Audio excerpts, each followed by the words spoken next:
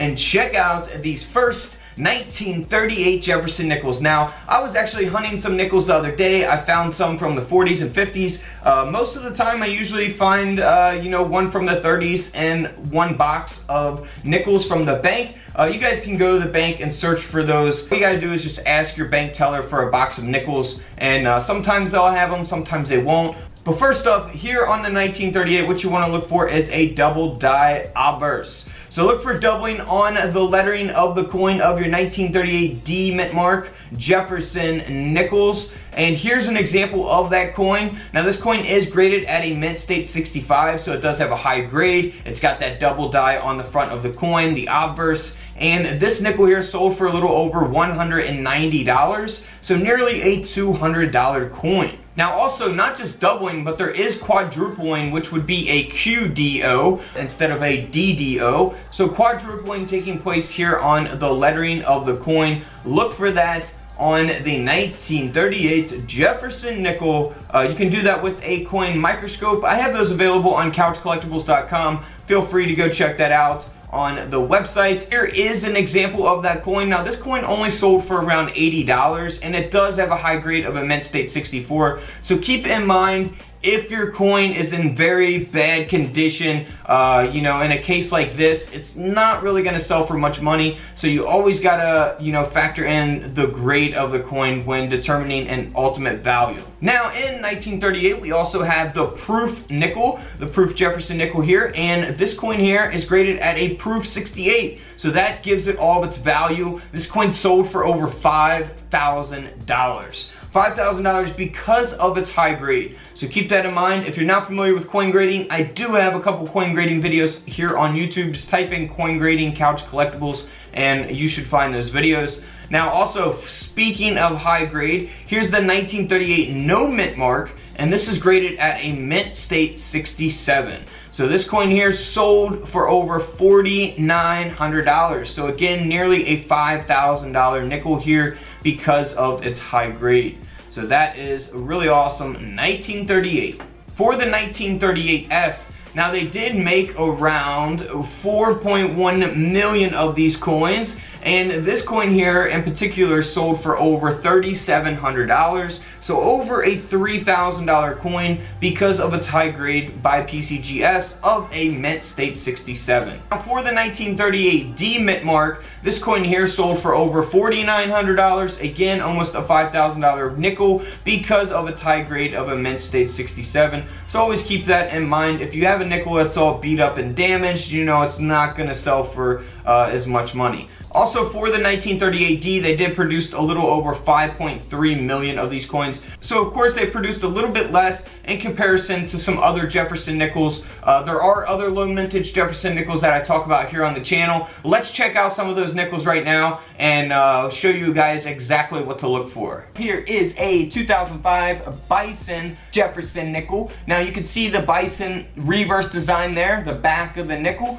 And you can see that it doesn't look like a regular nickel. The front of the nickel looks fine. However, there on the reverse, we got an improperly annealed planchet. That's where you can see that copper layer on this Jefferson nickel. That is going to give the coin a little bit of value. This coin didn't sell for huge money, but it still sold for over $125.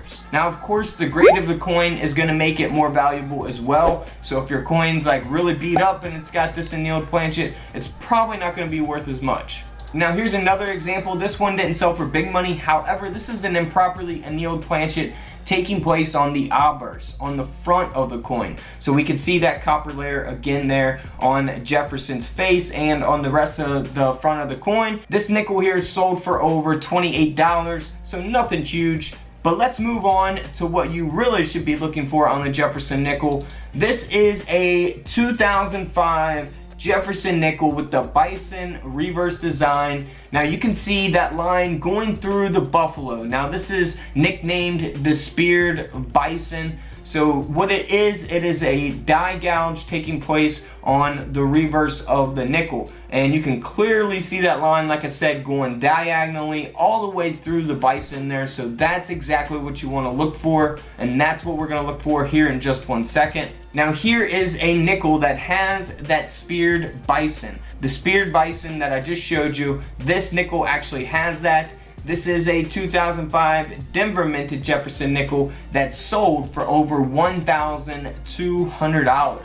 But keep in mind, guys, that grade also comes into effect. So if you're not familiar with coin grading, feel free to watch my coin grading videos. This one is graded at a mint state 66, so very high grade on that nickel, which will give it some value as well. Before we get into what to look for, I'm going to show you different types of errors on the 2004 nickel. This one here, real quick, is just been multi-struck. It's got a broad struck. You can see that taking place around the rim of the coin there, and that's going to give this nickel some value. Now, you can look for these in pocket change on all denominations of coins, pennies, dimes, all that stuff. This nickel here sold for over $630. Next up is another 2004 nickel that has a die adjustment strike. So a die adjustment strike will basically make the coin look like it's extremely faded out. Now, a lot of people get these confused with damaged coins, people that purposely damage the coin. However, this is actually a mint error. So it will give the coin a little bit of value. Now, this 2004 nickel here sold for over $430.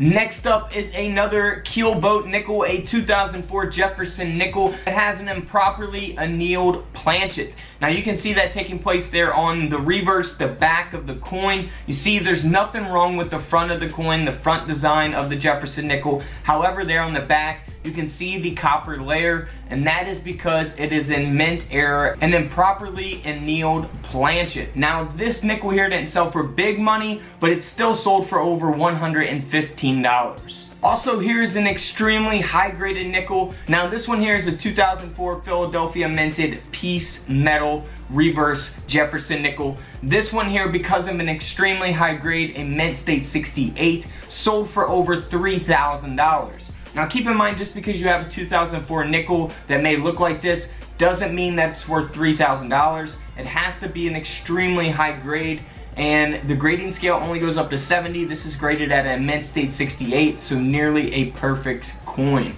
Now for the 2004 piece metal nickel, you want to look for doubling, which is what we're going to be looking for, a double die obverse. So you want to look for doubling on the motto, the date, and the mint mark. So we're going to do that. Here's an example of doubling on the word trust.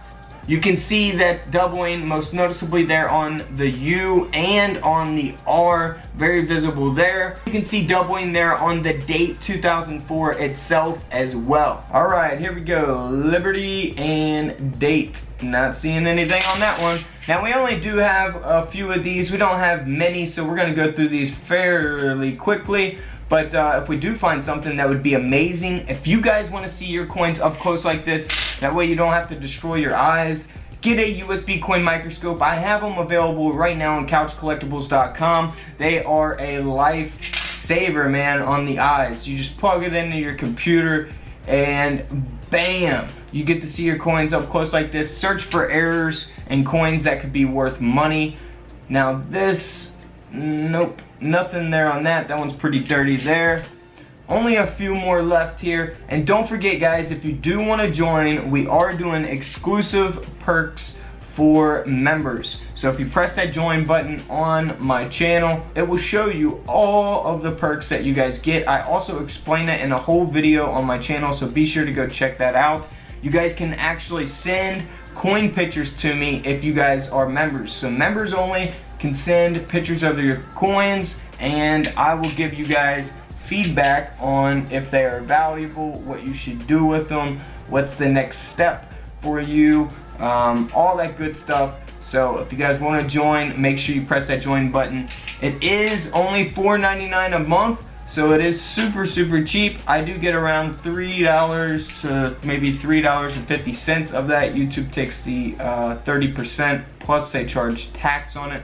So I'm not sure what the final outcome of it's going to be, but just to let you guys know about that. There we go, that is the last nickel. Alright guys, don't forget to subscribe in the middle, check out the videos to the left of me, and until tomorrow, I will see you all in the comment section below. This is Couch Collectibles, and this is where I disappear.